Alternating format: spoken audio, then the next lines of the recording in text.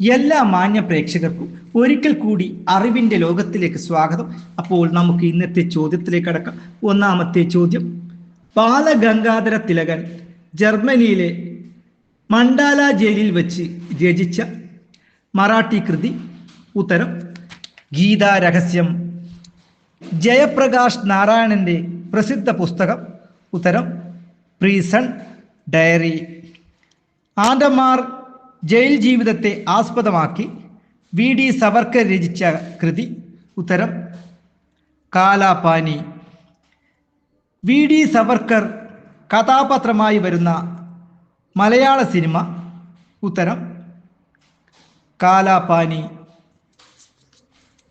കാലാപാനി സിനിമയിൽ സവർക്കറിൻ്റെ വേഷമിട്ടത്. ഉത്തരം അന്നു കപൂർ. ഈ വീഡിയോ നിങ്ങൾക്ക് ഇഷ്ടപ്പെട്ടെങ്കിൽ സബ്സ്ക്രൈബ് ചെയ്യണം. അതുപോലെ തന്നെ പരമാവധി ആളുകളിലേക്ക് ഷെയർ ചെയ്യണം. അടുത്ത വീഡിയോയുമായി വരുന്നത് വരെ നന്ദി, നമസ്കാരം.